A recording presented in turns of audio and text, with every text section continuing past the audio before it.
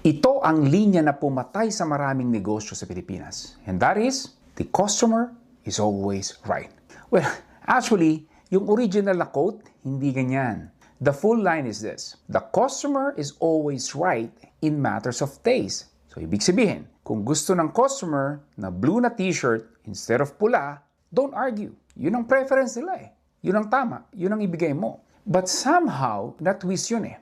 Naging whatever the customer says, sundin mo. Kahit bastos, kahit unreasonable, kahit lugi ka na. And that's where the damage starts. Because when you treat every customer like they can never be wrong, you are training them to disrespect you.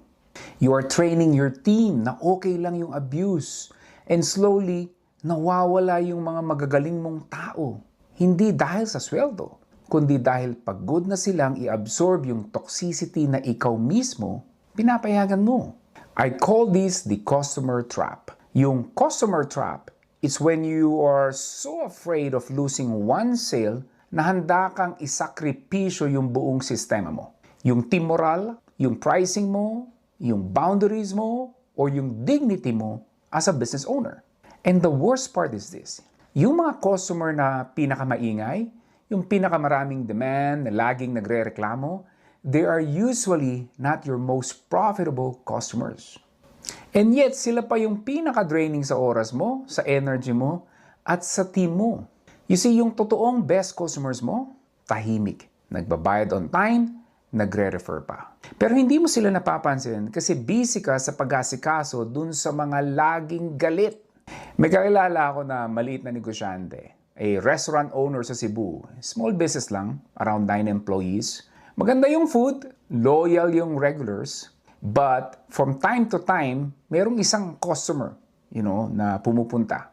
And there will be time na every week, mapapadalas yung customer naman na yun. So, every week, may reklamo. Malamig yung food, ang tagal ng service, tapos magpo-post pa sa social media. And every single time, yung owner, of course, nag-a-adjust, right? Free meal, discount, special treatment.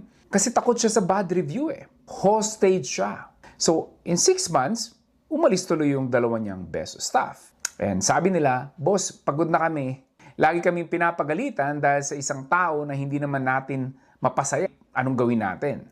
And so, nag-decide itong business owner, kinausap niya yung customer. Professionally, respectfully of course. And sinabi niya, sir, I think hindi na kami yung right fit for you. I'm gonna refund your last meal, pero I think mas magiging happy ka sa ibang restaurant. Of course, na-shock yung customer. So, ano nangyari? Umalis yung customer. But yung 2 employees, napakiusapan at bumalik.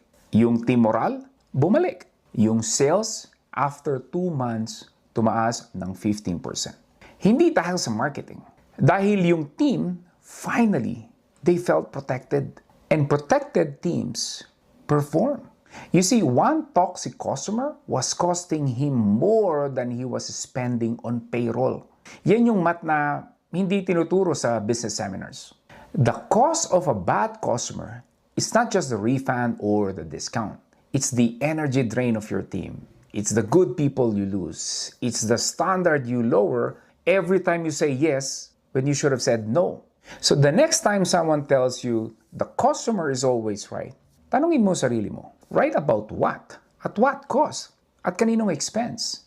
My friend, hindi lahat ng customer para sa'yo. And that's okay. Kasi the moment you learn to protect your business from the wrong customers, dun mo madi-discover the right ones.